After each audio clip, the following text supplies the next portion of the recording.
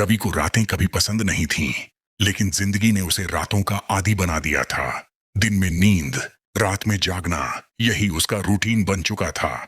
शहर के बाहर बसा वह पुराना मोहल्ला दिन में शांत लगता था, लेकिन रात होते ही वहां की हवा बदल जाती थी, जैसे अंधेरा अपने साथ कुछ अनकहा लेकर आता हो।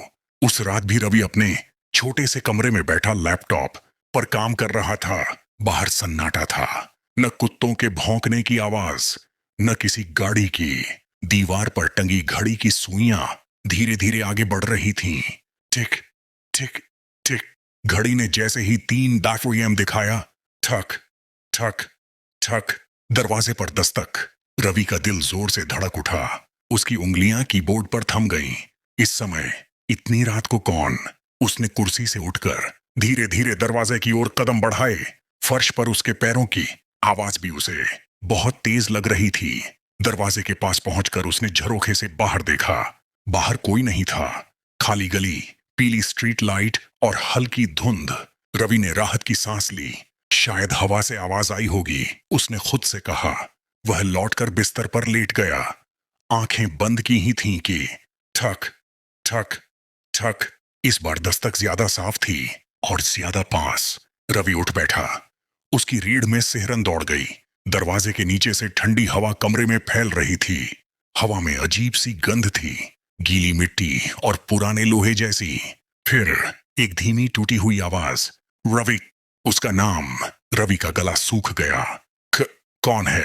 उसने कांपती आवाज में पूछा। कोई जवाब नहीं। हिम्मत जुटाकर उसने दरवाजा थोड़ा सा खोला। बाहर फिर से कोई नहीं, लेकिन जैसे ही उसने दरवाजा बंद किया, उसकी नजर दीवार पर पड़ी। वहां नमी से बना एक हाथ का निशान था, जैसे किसी ने अंदर से दीवार को छुआ हो। उस रात रवि सो नहीं पाया। सुबह होते ही रवि पड़ोस में रहने वाली शांति अम्मा के घर पहुंचा। पूरे मोहल्ले में वही एक इंसान थी जो इस जगह के बारे में सब जानती थी। उसने सारी बात बता दी। दस्तक, आवाज, नाम। शांति अम्मा चुप हो गईं। उनकी आंखों में डर साफ झलक रहा था। बेटा, उन्होंने धीमी आवाज में कहा, तुमने बहुत बड़ी गलती कर दी। क्या मतलब? रवि ने घबराकर पूछा। इस घर में पहले विक्रम नाम का आदमी रहता था, अकेला, गुस्सैल और बहुत राज छुपाए हुए। हर रात ठीक 3 बजे वह किसी के दरवाजे पर दस्तक देता था। क्यों? रवि ने पूछा। अम्मा की आवाज कांपने लगी। क्योंकि वही वक्त था जब उसने एक मासूम को मारा था। रवि की सांस अटक गई। मरने के बाद उसकी आत्मा यहीं भटकती है। कहते हैं जो उसकी दस्तक का जवाब देता है वो अगला बन जाता है। रवि हंसने की कोशिश करने लगा, लेकिन उसकी हंसी खोखली थी। ये सब अंधविश्वास है, शांति अम्मा ने उसकी आंखों में देखकर कहा। रात को दरवाजा मत खोलना, चाहे जो हो।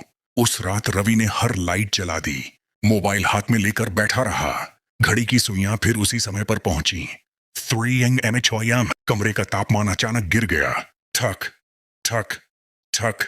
इस बार दस्तक बहुत जोर से थी। दरवाजे के बाहर एक लंबा साया दिखाई दे रहा था। आवाज आई, मैं बाहर ही खड़ा हूं, आज आखिरी रात है। रवि ने आंखें बंद कर लीं। भाग 3। आखिरी दस्तक। दस्तक अब धमाके में बदल चुकी थी। धड़ाम धड़ाम। दीवारें कांपने लगीं। रवि के कानों में फुसफुसाहट गूंज रही थी।